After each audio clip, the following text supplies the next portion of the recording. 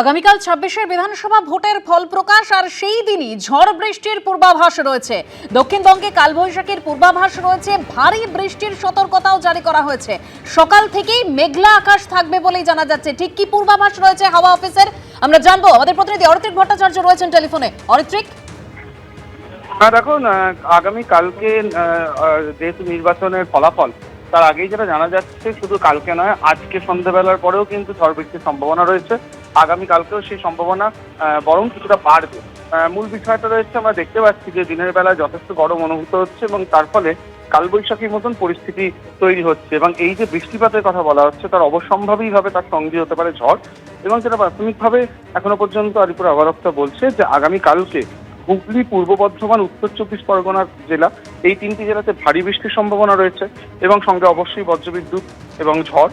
কলকাতা, হাওড়া, হুগলি, দক্ষিণ চব্বিশ পরগনা, পূর্ব পশ্চিম বর্ধমান, বাঁকুড়া, পশ্চিম মেদিনীপুর এইসব জেলাগুলোতেও কিন্তু বজ্রবিদ্যুৎ সহ মাঝারি বৃষ্টি এবং তার সঙ্গে 50 থেকে 60 কিলোমিটার গতিবেগে ঝড়ের সম্ভাবনা রয়েছে। বাকি জেলাগুলোতেও ঝড়ের সম্ভাবনা থাকছে, সেখানে 40 থেকে 50 কিলোমিটার বেগে দমকা বাতাস এবং তার সঙ্গে বৃষ্টির সতর্কতা। উত্তরবঙ্গেও কিন্তু বলা হচ্ছে মালদাতে কালবৈশাখীর দাপট থাকতে পারে, জলপাইগুড়ি, আলিপুরদুয়ার এই জেলাগুলোতে ভারী বৃষ্টির সম্ভাবনা রয়েছে। সার্বিকভাবে যেটা দেখা যাচ্ছে, প্রায় প্রত্যেকটি জেলাতেই আগামী কালকে ঝড় বৃষ্টির সম্ভাবনা থাকবে। এই ঝড় মূলত কালবৈশাখীর ঝড় এবং তার ফলে বিভিন্ন জায়গায় বিভিন্ন সময় এই ঝড় অনুভূত হবে। তবে তার যে প্রাবল্য সেটা দুপুরের পর থেকে বা বিকেলের পর থেকে কিছুটা বাড়তে পারে, এমনটাই আপাতত মনে করছে আলিপুর আবহাওয়া দপ্তর। ধন্যবাদ অরিত্রিক।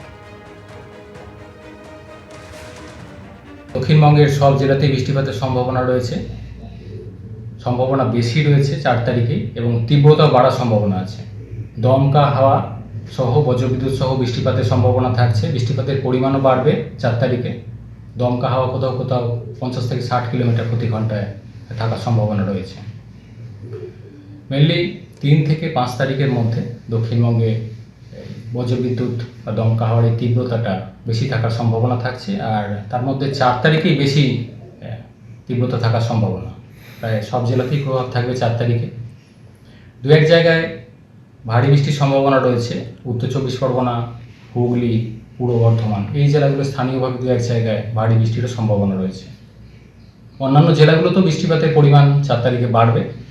মাঝারি ধরনের বৃষ্টিপাতের সম্ভাবনা থাকছে প্রধানত। আগামীকাল ২৬ বিধানসভা ভোটের ফল প্রকাশ আর সেই দিনই ঝড় বৃষ্টির পূর্বাভাস রয়েছে। দক্ষিণবঙ্গে কালবৈশাখীর পূর্বাভাস রয়েছে, ভারী বৃষ্টির সতর্কতাও জারি করা হয়েছে। সকাল থেকেই মেঘলা আকাশ থাকবে বলেই জানা যাচ্ছে। এবিপি আনন্দ, এগিয়ে থাকে, এগিয়ে রাখে।